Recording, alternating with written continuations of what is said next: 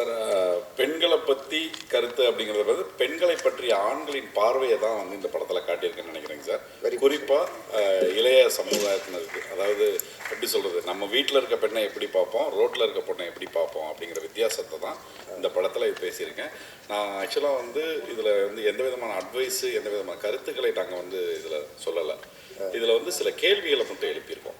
So இந்த படம் பார்க்கும்போது அந்த அந்த ஆண்களுக்கு அந்த ஒரு புரிதல் வரும், இல்லை வந்து அவங்க கொஞ்சம் யோசிப்பாங்கன்னு நம்புகிறேன் சார். ஓகே சார், இந்த ட்ரைலரை பார்க்கும்போது பெண்களுக்கு பாதுகாப்பு இல்லாத மாதிரி காமிச்சிருக்கீங்க.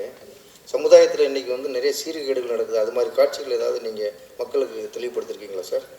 சார் கண்டிப்பாக சார். ஆக்சுவலாக இது வந்து நடக்காத எந்த விஷயத்தையுமே நம்ம வந்து இந்த படத்தில் வைக்கலை. சொல்லப்போனால் இது வந்து எனக்கு வேண்டப்பட்ட ஒரு பெண்ணின் அவங்களுக்கு நடந்த ஒரு சம்பவத்தோட உண்மை சம்பவத்தோட கற்பனை நீட்சி தான் இந்த படம். எக்ஸாக்டாக அந்த ஒரு பாதி வந்து உண்மை மீன்ஸ் அதுலேருந்து நான் வந்து அதை கொஞ்சம் சினிமாவுக்காக எக்ஸ்டெண்ட் பண்ணி பண்ணது தான் இந்த படம். Super sir. இப்போ இந்த படத்தை வந்து எத்தனை மொழிகளில் கொண்டு வருவீங்க சார்? சார் தமிழ் தெலுங்குன்னு 2 மொழிகளில் வந்து பண்ணுறோம் சார். தெலுங்கில் டப்பிங் பண்ணுறோம் சார். டப்பிங் பண்ணுறோம். தமிழில் ரிலீஸ் ஆனதுக்கப்புறம் அதோட ரியாக்ஷன்ஸ் பொறுத்து நம்ம ப்ராப்பராக ப்ரொமோஷன் பண்ணி தெலுங்கில் பண்ணலான்னு ப்ரொடியூசர் சாரும் இப்போ சொல்கிறாங்க sir. Okay sir, thank you sir. தமிழில் மங்கை, தெலுங்குல மங்கான்னு வருது படம். நன்றி சார். பேரே மங்கைன்னு வச்சுட்டீங்க. சரிங்க. எங்களை மாதிரி ஆண்கள்லாம் கொஞ்சம் சின்னதாக கோபம் வராது அவங்க மேலே சார்? எப்படி சார், நம்ம அம்மா மேலே எப்படி சார் நமக்கு கோவம் வரும், நம்ம மனைவி மேலே, நம்ம காதலி மேலே, மகள் மேலே எப்படி சார் நமக்கு கோவம் வரும்? ஆண்கள் பெண் அது எப்படி சார் வரும்? எனக்கு புரியல, நீங்கள் எனக்கு கேள்வி புரியல சார். இல்லை ஏற்கனவே 30% அதிலே கொஞ்சம் படாத பாடு போடுறோம். சரிங்க. இந்த மாதிரி சினிமாவும் அவங்களுக்கு சப்போர்ட்டாகவே போனாங்க. இல்லை கார்த்தி, இதில் இதுக்கு நீங்கள் இப்போ வந்தீங்களா, ஃபஸ்ட்டே இருந்தீங்களா? இப்போ இதுக்கு முன்னாடி வந்து நண்பர் மங்கையர் பத்திரிகையிலிருந்து கேள்வி கேட்கும் போது இது எதை பற்றி இந்த பதிவுன்னு சொல்லும் போது பெண்களை பற்றிய ஆண்களின் பார்வை தான் சொல்லியிருக்காரு. அதனால நீங்கள் ஆண்கள் வந்துடலாம் தைரியமா, நம்ப வேண்டாம். சொல்லப்போனால் இந்த படத்தில் நீங்கள் கேட்டதுக்காக சொல்ல சார், இந்த 2 கேரக்டர்ஸ் இருக்குது. மெயினாக வந்து இந்த 2 கேரக்டர்ஸை தான் நான் வந்து டீல் பண்ணுறேன். மங்கை அண்ட் ஆதவன் ஹீரோ கேரக்டர். இந்த மங்கை கேரக்டரோட ஆதவன் கேரக்டர் தான் வந்துட்டு அதுக்கான கேரக்டர்ஸை ஆர்க் தான் வந்து ரொம்ப கம்ப்ளீட்டாக இதாக இருக்கும். ஆக்சுவலாக வந்து ஒரு ஸ்க்ரீன் பிளேவாக பார்த்தீங்கனாலே ஆக்சுவலாக வந்து இது வந்து ஆதவனோட கதை தான். ஸோ இப்படி இருந்தவன் என்ன ஆனா அப்படிங்கிறது தான். மங்கை மங்கையாக தான் இருப்பாள், பட் ஆதவன் என்ன ஆனா அவனுக்கு தான் வந்து ஒரு கேரக்டர் ஆர்க் வந்து இருக்குது. ஸோ இது வந்து பெண்களை கனெக்ட் பண்ணுற மங்கை, பெண்கள் கனெக்ட் பண்ணுற மாதிரியே ஆண்களையும் ரொம்ப அதிகமாக கனெக்ட் பண்ணும் அப்படின்னு வந்து நான் ரொம்ப நம்புகிறேன் சார். டேரக்டர் சார், சொல்லுங்கள் சார்.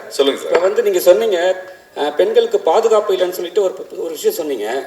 ஆனால் தமிழகத்தில் வந்து பெண்களுக்கு நல்லாவே பாதுகாப்பு இருக்குது சார். ஆண்களோட பார்வை எப்படி இருக்குது அப்படிங்கிறது தான். பாதுகாப்பு இல்லை அப்படிங்கிறது வந்து என்ன அப்படின்னா வந்துட்டு நான் வந்து எப்படி சொல்கிறது, இப்போவுமே வந்துட்டு இப்போ காந்தியடிகள் சொன்ன இரவு நேரத்தில் நகை அணிந்து என்னைக்கு ஒரு பெண் நடுராத்திரில் வெளில வராலோ அன்னைக்கு தான் உண்மையான சுதந்திரன்னு இன்றைக்குமே அந்த ஒரு நிலைமை தான் சார் இருக்குது. அதை நம்ம வந்து மறுப்பதற்கு இல்லை, சரிங்களா?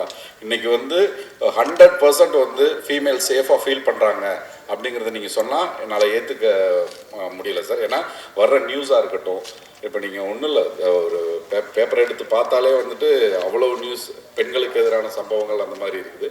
ரெண்டாவது அதை மட்டுமே மையப்படுத்தி இந்த படம் இல்லை சார். ரொம்ப ஜனரஞ்சகமாக ஒரு லவ் மூடில் ஆரம்பித்து ஒரு சிறு ஒரு சாதாரணமாக நினைப்போம். நம்ம ஏதாவது ஒரு இது போகிற போக்கில் ஒரு சின்னதாக வந்து ஒரு இது நினைப்போம். அது வந்து எப்படி ஒரு பெரும் பாதிப்பை வந்து இன்னொருத்தவங்களுக்கு ஏற்படுத்துது அப்படிங்கிறத நோக்கி இது வந்து நகரும் சார். பியூரான ஒரு சினிமாவாகவும் இருக்கும், ப்ளஸ் ஒரு திரைக்கதை இதுவாகவும் வந்து அது கொடுக்கும்னு நான் நம்புகிறேன் சார். கவர்ச்சிங்கிறத நான் வந்து சொல்ல மாட்டேன் சார். அது அந்த எப்படின்னா வேரியஸ் பெர்ஸ்பெக்டிவ் அந்த தான் நாங்கள் வந்து காட்ட நினச்சோம். ஸோ கவர்ச்சியாக வந்து காட்டி அதன் மூலமாக ரசிகர்களை உள்ளே இழுக்கணும் தேட்டருக்குள்ளே அப்படிங்கிறது இல்லை. அந்த போஸ்டருக்குள்ளே ஒரு பெயின் இருக்கிறதா வந்து எனக்கு ஃபீல் ஆச்சு சார். அந்த போஸ்டரில் வந்து ஒரு அந்த பெண்ணை நம்ம வந்து கொஞ்சம் தொடர்பு படுத்தி அப்படி ஒரு நிலைமையில யோசிச்சு பார்த்தோம்னா நமக்கு வந்து இன்னும் அதிக வலி இருக்கும். ஸோ படம் பார்க்கும்போது அதோட முழு இது தெரியும் நான் நம்புகிறேன் சார்.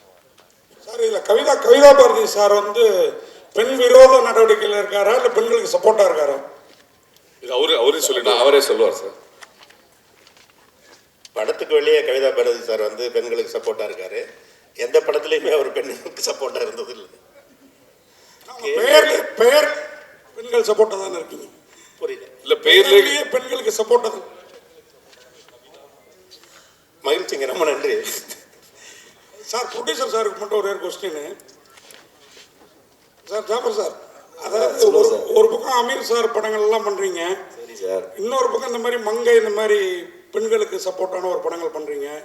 எப்படி பாக்குறீங்க? இப்போ இது வந்து இதுல உங்களுடைய எண்ணங்கள் எல்லாம் பூர்த்தி ஆகும்னு நினைக்கிறீங்களா, இல்லை அமீர் சார் மாதிரி படத்துல பூர்த்தி ஆகும்னு நினைக்கிறீங்களா? சார், அமீர் சார் மாதிரி படத்தில் வந்து எப்படி சொல்கிறதுன்னா, எல்லாமே அமீர் சார் ஆல்ரெடி ஒரு பெரிய சாதனையாளர், அதில் எந்த மாற்று கருத்தும் கிடையாது. சரிங்களா? சினிமாவுக்கு அவர் இனிமேல் வந்து புதுசாக எதுவும் செய்யணுன்றத ஒரு கமிட்மெண்ட்டில் இந்த படத்துலையும் இந்த வருஷத்தில் இந்த படம் வந்தோன்னே நீங்கள் பார்ப்பீங்க. இறைவன் மிகப்பெரியவன். இறைவன் மிகப்பெரியவன் பொறுத்த வரைக்கும் எப்படின்னா, இந்த வருடத்தில் சிறந்த படமாக வரும்ன்றதுல அதிகபட்சமான நம்பிக்கை எனக்கு இருக்குது. அதில் எந்த மாற்று கருத்தும் கிடையாது. அதே மாதிரி தான் மங்கை. இப்போ நீங்கள் கேட்குறீங்க, எப்படி கேட்குறீங்க, ஹீரோயினி ஓரியன்டல் சார், அது ஹீரோயினி ஓரியன்டல். மங்கைன்னு டைட்டில் வச்சதுனால மங்கை ஆயிராது. படம் வந்து பார்க்க போகும்போது அந்த படத்தோடைய கருத்தும் கதையும் உங்களை நகர்வுலேயே உங்களுக்கு புரிஞ்சிடும்.